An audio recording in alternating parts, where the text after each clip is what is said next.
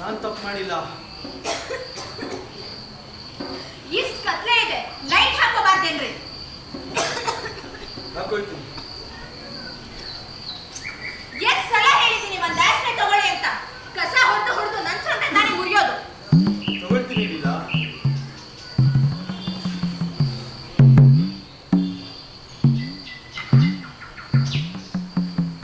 ಬಾಬಿ ಬಾಬಿ ಬನ್ನಿ ಒಳಗೆ. ಊರಲ್ಲಿ ಎಂತ ಸುದ್ದಿ ಆಗ್ತಿದೆ ಗೊತ್ತಾ? ಎಂತ ಸುದ್ದಿ? ಬೆಳಿಗ್ಗೆ ಏನ್ ನಡೀತು ಅದು ನಿಜಾನಾ?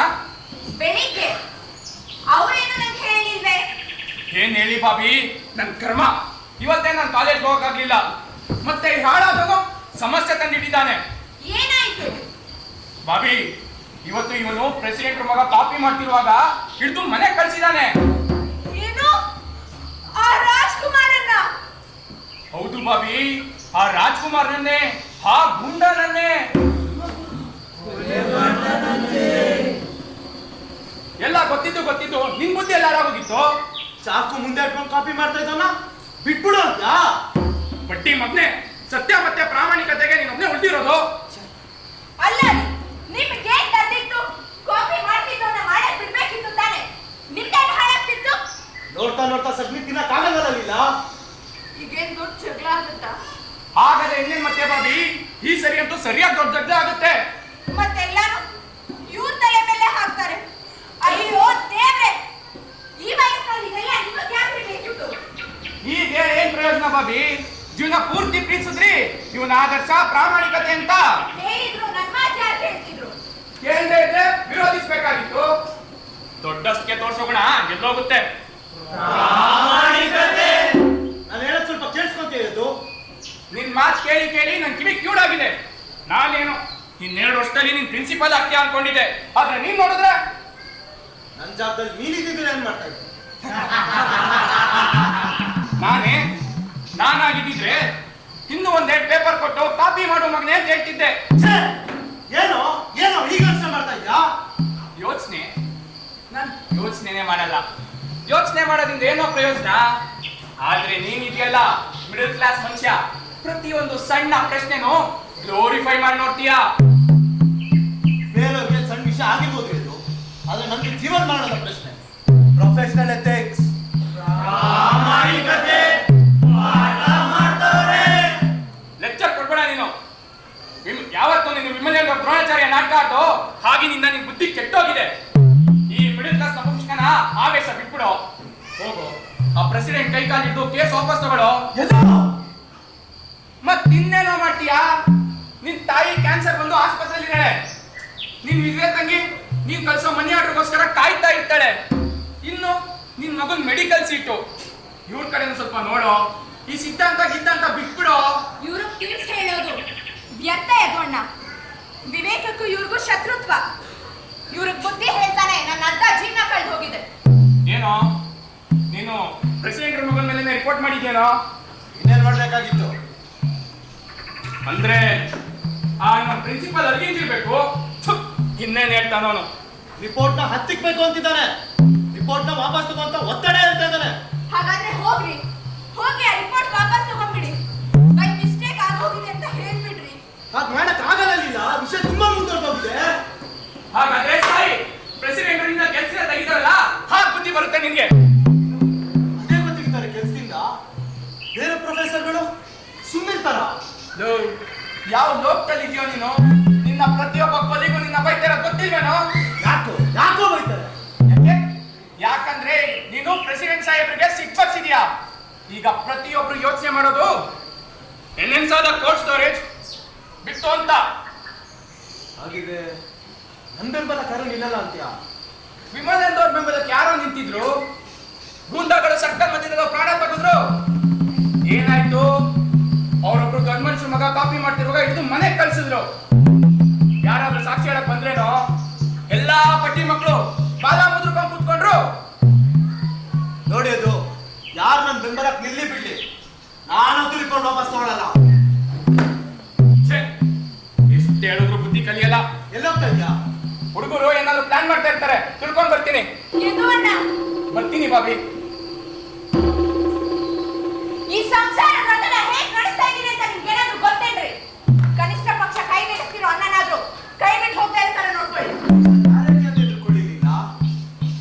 ಕಾಲೇಜ್ನ ಅಂಗಡಿ ತರ ನಡೆಸ್ತಾ ಇರೋ ಪ್ರೆಸಿಡೆಂಟ್ಗ, ಇಲ್ಲ ಚಾಡಿ ಹೇಳೋ ಸಹೋದ್ಯೋಗಿಗಳ್ಗ, ಇಲ್ಲ ಕಮಿಟಿ ಮೆಂಬರ್ಗಳ್ಗ, ಇಲ್ಲ ಬೆಣ್ಣೆ ಮಕ್ಕಳ ಪೆಟ್ ಪ್ರಿನ್ಸಿಪಾಲ್ಗ, ಇಲ್ಲ ವಿದ್ಯಾರ್ಥಿಗಳ್ಗ, ಈಗ ಯಾರನ್ನೆಲ್ಲ ಹೇಳ್ಕೊಂಡಿದ್ದೀರಾ? ಹಾಗಾದ್ರೆ ನೀವು ಈ ಹುಡುಗರ ಪರ ನೇತೃತ್ವ ವಹಿಸ್ಕೊಳ್ತೀರಾ? ಅವ್ರು ಯಾಕಾದ್ರೂ ಬೆಂಬಲಕ್ಕೆ ನಿಂತಿದ್ದಾರೇನ್ರಿ? ಒಂದ್ ವೇಳೆ ನಿಮ್ಗೂ ಆ ಬೆಂಬಲ ಎಂದು ತರ ಬೇಡ ರೀ, ಬೇಡ. ನನ್ ಮಾತ್ ಕೇಳಿ, ನೀವ್ ಈ ಜಂಜಾಟದಲ್ಲೆಲ್ಲ ಸಿಕ್ಕಾಕೋಬೇಡಿ. ಸಿಗರೇಟ್ ಖಾಲಿ ಆಗೋದು. ಇಷ್ಟೊತ್ತಲ್ಲಿ ಹೊರಗಡೆ ಹೋಗ್ಬೇಡ್ರಿ. ಹೆದರ್ಕೊಳ್ತಾ ಇದೆಯಲ್ಲ, ಈ ತರ ಹೆದರ್ಕೊಂಡ್ರೆ ಜೀವನ ಅಂತೂ ನಡ್ಸಕ್ಕಾಗಲ್ಲ. ರೀ ರೀ ಛೀ.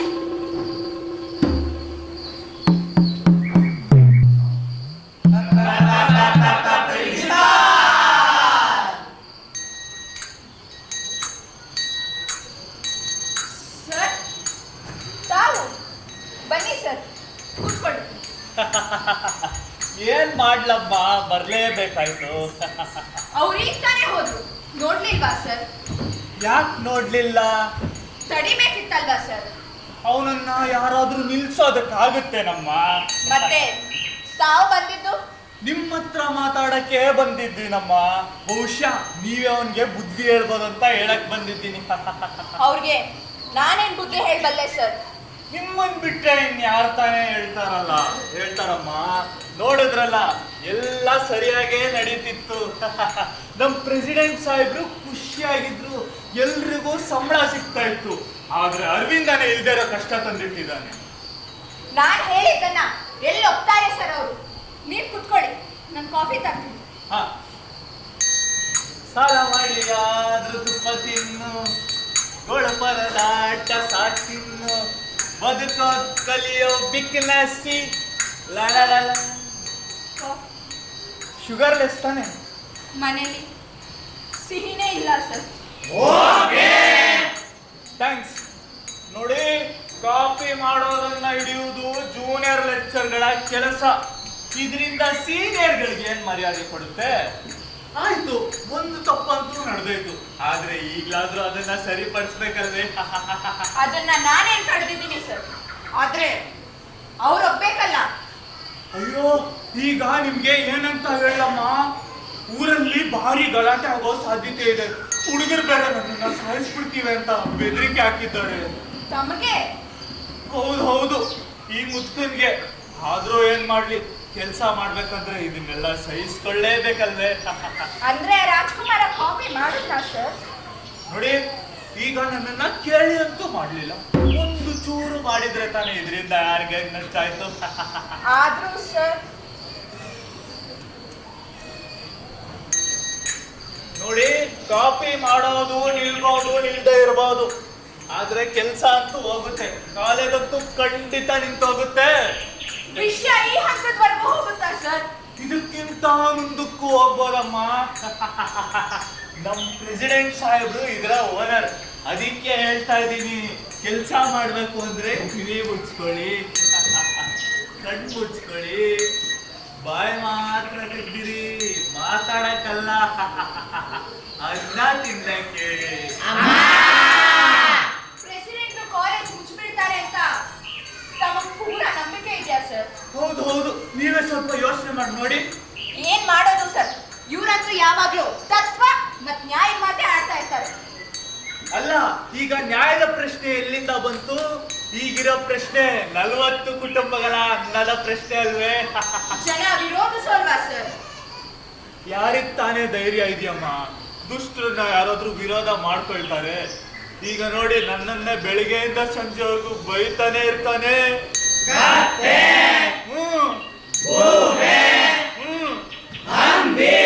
ಹಂಗೆಲ್ಲ ಬೈತಾನೆ, ಆದ್ರೂ ಬೈಸ್ಕೊಳ್ತೀನಿ. ಹೀಗೆ ನಾಲಾಯಕ್ ಅಂತ ಕರ್ಸ್ಕೊಂಡ್ಮೇಲೂ ನಾನು ಸಂತೋಷನ ವ್ಯಕ್ತಪಡಿಸ್ತಿರ್ತೀನಿ. ಯಾಕೇಳಿ?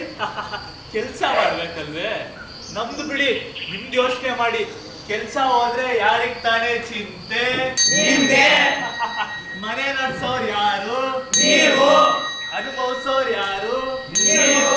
ವಯಸ್ಸಾದ ಮೇಲೆ ಜೀವನನ ಅರ್ಥ ಮಾಡಿಕೊಳ್ಳೋರ್ ಯಾರು? ತಾವ್ ಹೇಳೋ ಮಾತು ನನಗ್ ಚೆನ್ನಾಗಿ ಅರ್ಥ ಆಗುತ್ತೆ ಸರ್, ಆದ್ರೆ ಅರ್ಥ ಮಾಡ್ಕೋಬೇಕಾದವ್ರಿಗೆ ಅರ್ಥ ಆಗ್ತಿಲ್ವಲ್ಲ. ಕೇಳಿಸ್ಕೊಳ್ಳಿ, ನಮ್ಮ ಎಷ್ಟು ಪ್ರಾಣ ಅಪಾಯದಲ್ಲಿದೆ. ಅಂದ್ರೆ ಆ ವಿಮಲೆಂದು ತರ? ಹೌದೌದೌದು, ಏನ್ ಬೇಕಾದ್ರೂ ಆಗ್ಬೋದು. ಪಾಪ ಬಡಪಾಡಿ ಮರೇಂದ್ರ ಅವರನ್ನ ಬೀದಿಲಿ ಸಾಯಿಸ್ಬಿಟ್ರಲ್ಲ, ಈಗ ಅವರ ವಿಧವೆ ಹೆಂಡತಿ ಪರಿಸ್ಥಿತಿ ನೋಡೋಕ್ಕಾಗಲ್ಲ.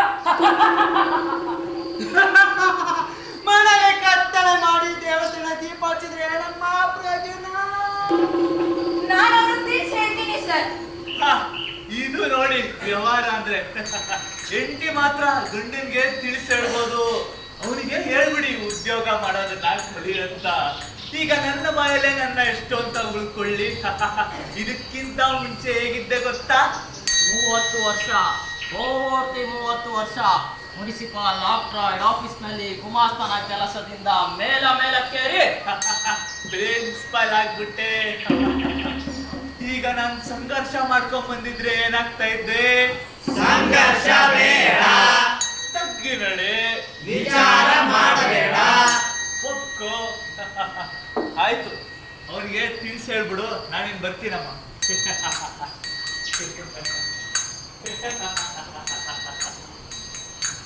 ಪ್ರಿನ್ಸಿಪಾಲ್ ಯಾಕೆ ಬಂದಿದ್ದ? ಹರಟೆ ಹೊಡೆಯೋಕೆ. ಯಾಕೆ ಬಾಯಿಂದ ನೇರ ಗೊತ್ತ ಬರಲ್ಲ ಅಂತ? ಕೇಳೋರು ಯಾರು? ಏನ್ ಹೇಳ್ತಿದ್ದ? ಬುದ್ಧಿ ಹೇಳ್ತಿದ್ದ. ಯಾರು ಇಲ್ಲ? ಇಲ್ಲ ನಿಮಗ ರೀ, ಇಷ್ಟು ವರ್ಷ ಈ ಮನೆ ಏಕಾಂಗಿಯಾಗಿ ಬದುಕಿದವ್ರು ಯಾರಂತ ಯೋಚನೆ ಮಾಡಿದ್ದೀರೇನ್ರಿ? ನೀವು ಮಾತ್ರ. ನಾವು ನಮ್ಮ ಅಸ್ತಿತ್ವನೇ ಇಲ್ದೇ ಹಾಗೆ ಬದುಕೋ ಬಂದ್ವಿ. ತಾವ್ ಹೇಗೆ ಹೇಳಿದ್ರು ಹಾಗೆ ಬದುಕಿದ್ವಿ. ಆದ್ರೆ ಇನ್ಮೇಲೆ ಅದು ಹಾಗೆ ನಡೆಯಲ್ಲ. ಹೋಗಿ ಆ ರಿಪೋರ್ಟ್ ವಾಪಸ್ ತಗೊಳ್ಳಿ. ನನ್ಮೇಲೆ ಒತ್ತಡ ಹಾಕಿ ಬರ್ಬೇಡ ಇಲ್ಲ. ಛೆ! ಛೆ!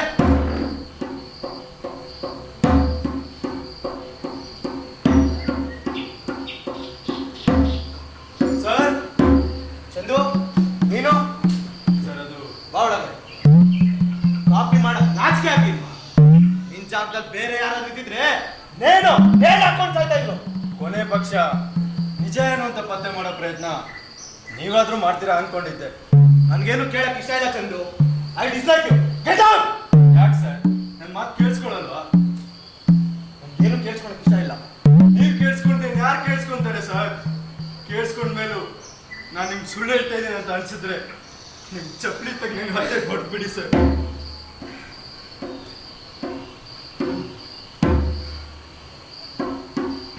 ಸರ್, ನಾನು ಕಾಪಿ ಮಾಡಿಲ್ಲ ಸರ್.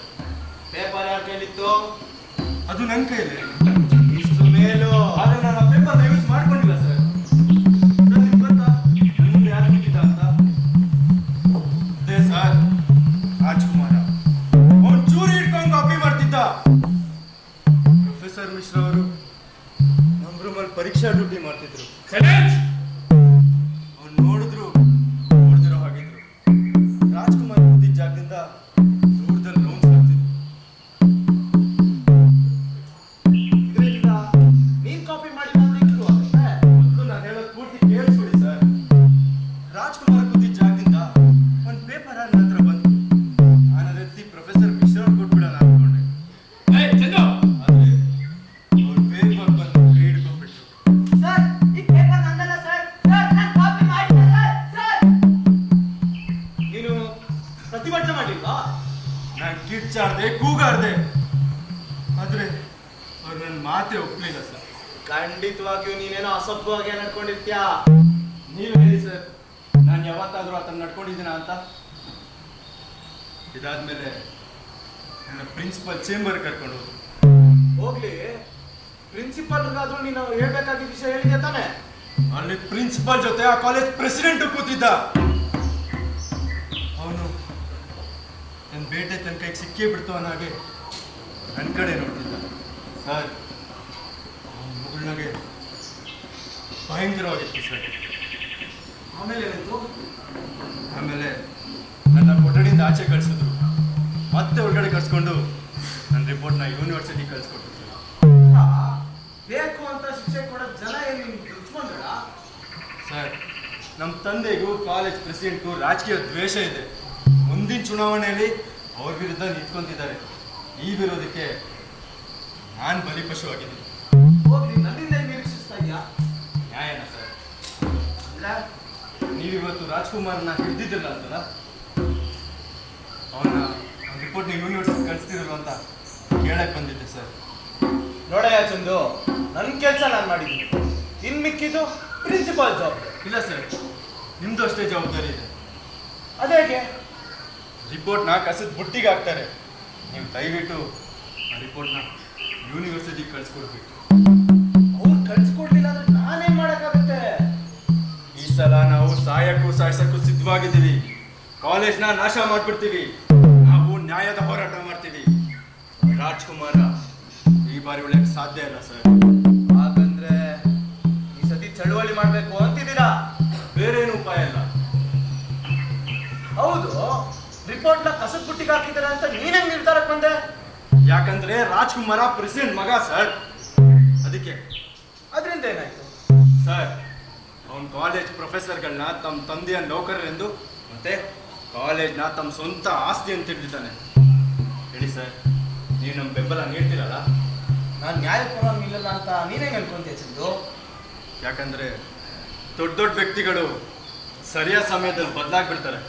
ಅಂದ್ರೆ ನೀನು ನನ್ನ ಬೇರೆಯವರಾಗೆ? ಇಲ್ಲ ಸರ್, ಹಾಗಲ್ಲ. ನಿಮ್ಮ ಮೇಲೆ ಬೆದರಿಕೆ ಹಾಕ್ತಾರೆ, ಒತ್ತಡ ಹಾಕ್ತಾರೆ. ಕೆಲ್ಸದಿಂದ ತೆಗೆದಾಕೋ ಬೆದರಿಕೆ, ಜೀವ ತೆಗೆಯೋ ಬೆದರಿಕೆ ಹಾಕಿದ್ರು ಅನುಮಾನ ಇಲ್ಲ.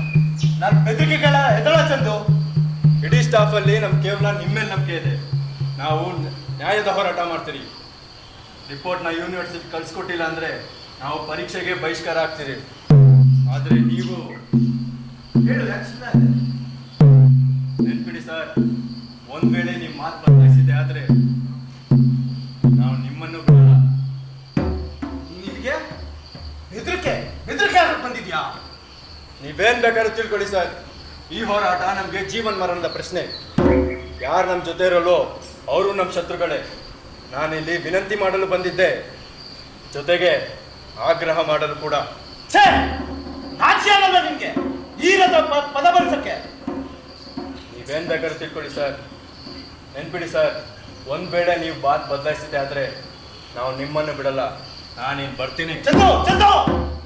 ನೋಡಿದ್ರಲ್ಲ ನಿಮ್ ಪ್ರೀತಿ ವಿದ್ಯಾರ್ಥಿಯನ್ನ ಎಷ್ಟೊಂದು ಅಸಭ್ಯವಾಗಿ ಮಾತಾಡ್ತಿದ್ದ ಅಂತ. ಅವನ್ದೇನು ತಪ್ಪಿಲ್ಲ ನಿನ್ನ. ನೇಮ ಧಮಕಿ ಆಗ್ತಿರ್ಲಿಲ್ವಾ ನಿಮ್ಗೆ? ಅಸಭ್ಯತೆ ಇನ್ನೊಂದು ಮುಖದ ಧಮಕಿ ಆಗಿರಲಿಲ್ಲ ಇವಾಗ. ಹಾಗಾದ್ರೆ ನೀವು ಆ ಹುಡುಗರ ಪರ ನೇತೃತ್ವ ವಹಿಸ್ಕೊಳ್ತೀರಾ? ಅವ್ರದ್ದು ನ್ಯಾಯದ ಪಕ್ಷ. ಒಂದು ವೇಳೆ ಹೊಡೆದಾಟ ಆಗಿ ಚೂರಿ ಗೀರಿ ಹಾಕಿದ್ದು ಅಂದ್ರೆ ಏನ್ರಿ ಕತೆ? ಎಲ್ಲಾದ್ರೂ ನಿಮ್ ತಲೆ ಮೇಲೆ ಹಾಕ್ತಾರೆ. ಹಂಗಂತ ಸುಳ್ಳು ಹೇಳು ಅಂತ್ಯಾ? ಆದ್ರೆ ನಾನು ಹೇಳ್ತೀನಿ, ನ್ಯಾಯ ನೀಡೋಕೆ ನಿಮ್ಮನ್ನ ಜಡ್ಜ್ ಮಾಡಿದ್ಯಾರು? ಎಷ್ಟ್ ಸಲ ಹೇಳಿದ್ದೀನಿ ಈ ಜಡ್ಜರ್ದಲ್ಲೆಲ್ಲ ಸಿಕ್ಕಾಕೋಬೇಡಿ ಅಂತ. ಇವ್ರೆ ಬೆಂಗಳೂರು ಏನ್ರಿ ಸಿಗುತ್ತೆ? ಬರೀ ಮಣ್ಣು. ಛೇ,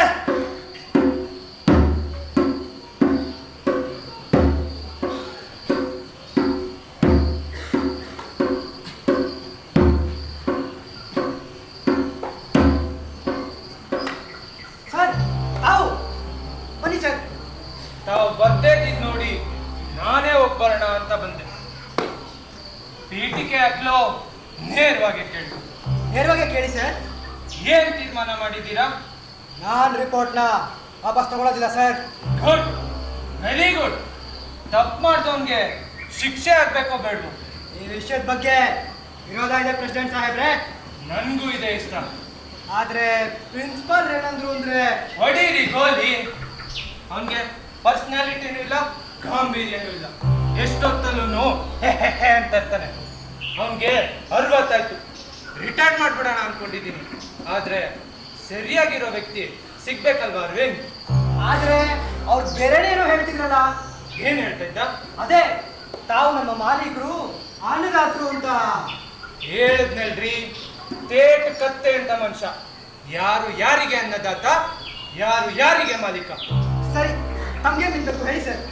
ಅದೇ ನಿಜವಾದ ಅಪರಾಧಿ ಯಾರು ಅಂತ ಗೊತ್ತಾಗ್ಬೇಕು. ಅವನ್ಗೆ ಕಠಿಣವಾದ ಶಿಕ್ಷೆ ಆಗ್ಬೇಕು.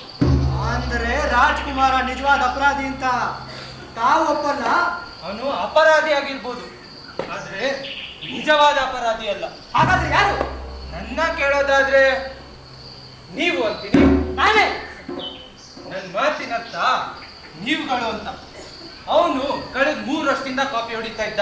ಅವನ್ನ ಹಿಡಿಲಿಲ್ಲ. ಯಾಕೆ? ಈ ಪ್ರಶ್ನೆನ ತಮಗೆ ತಾವೇ ಕೇಳ್ಕೊಳ್ಳಿ. ಅವನ್ ಮೂರ್ಖ ಕೃತ್ಯಗಳ ಬಗ್ಗೆ ನನಗೆ ಮುಂಚೆನೆ ಕಂಪ್ಲೇಂಟ್ ಕೊಟ್ಟಿಲ್ಲ. ನಿಮ್ಗೆಲ್ಲ ಯಾವ ವಿಷಯಕ್ಕೆ ಭಯ ಇತ್ತು? ನಿಮ್ಮ ಭಯ.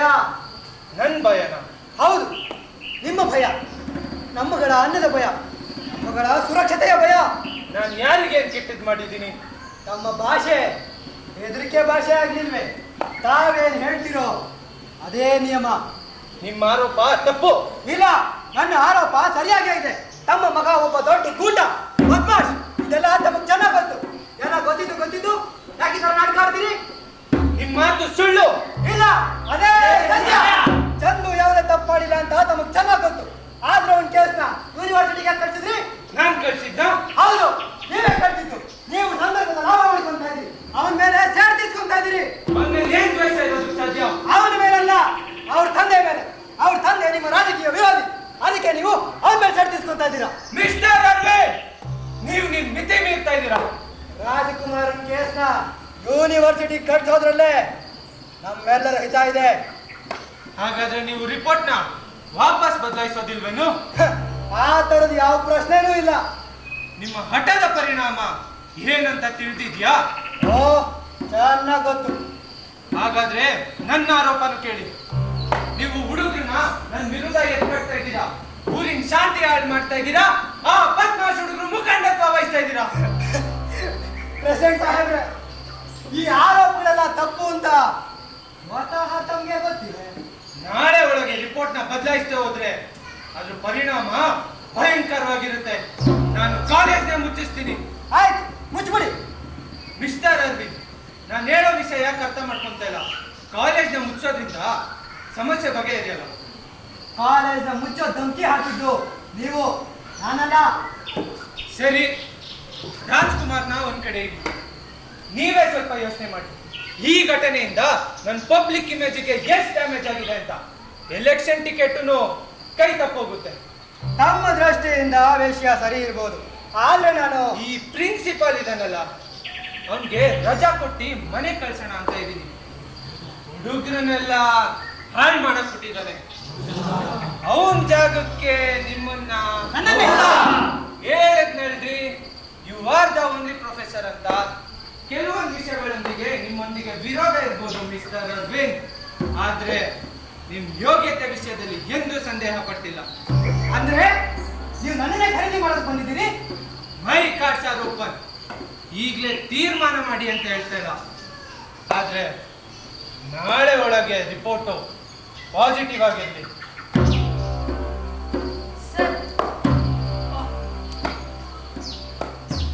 ಈಗಲೇ ಅಲ್ಲ ಮೇಡಮ್, ನಾಳೆ ನಿಮ್ಮ ಯಜಮಾನ್ರು ಹೇಳೋ ವಿಷಯ ಕೇಳಿ ಕಾಫಿ ಏನು ಊಟನೇ ಮಾಡ್ಕೊಂಡು ಹೋಗ್ತೀನಿ. ಬರ್ಲಾ ಮಿಸ್ಟರ್? ಏನ್ರಿ ಯೋಚನೆ ಮಾಡ್ತಿದ್ದೀರಿ? ಏನೂ ಇಲ್ಲ. ಪ್ರಿನ್ಸಿಪಲ್ ಆಗೋಲ್ವಾ? ಅದ್ರ ಬೆಲೆ ಏನು ಅಂತ ನಿಮ್ಗೆ ಚೆನ್ನಾಗಿ ಗೊತ್ತಿದೆ ತಾನೇ? ಬೆಲೆ ಕೊಡದೆ ಏನಾದ್ರೂ ಸಿಗೋದುಂಟಾ? ಹಾಗಂತ ಅಪ್ರಾಮಾಣಿಕನಾಗ್ಬಿಟ್ರೆ? ಆ ಅಸಭ್ಯ ಹುಡುಗನಿಗೆ ಬೆಂಬಲ ಕೊಟ್ರು ಏನ್ರಿ ಸಿಗುತ್ತೆ? ಪ್ರೆಸಿಡೆಂಟ್ರೊಂದಿಗೆ ದ್ವೇಷ ಸ್ಥಿರವಾಗಿರುತ್ತೆ. ನಿಮ್ ಸಹೋದ್ಯೋಗಿಗಳು ತಾನೇ ಎಲ್ಲಿ ಬೆಂಬಲ ಕೊಡ್ತಿದ್ದಾರೆ? ಯಾರ ಭರವಸೆ ಮೇಲೆ ಹೋರಾಡ್ತೀರಿ? ಆದ್ರೆ ಚಂದು ಮೋಸ ಮಾಡೋದ್ರ ಅರ್ಥ ತಿಳಿದಿದ್ಯಾ ನಿನಗೆ? ನ್ಯಾಯದ ಪರವಾಗಿ ನಿಂತಿರೋ 100 ಹುಡುಗರು ರಕ್ತ ಪಿಶಾಚಿಗಳಾಗ್ಬಿಡ್ತಾರೆ.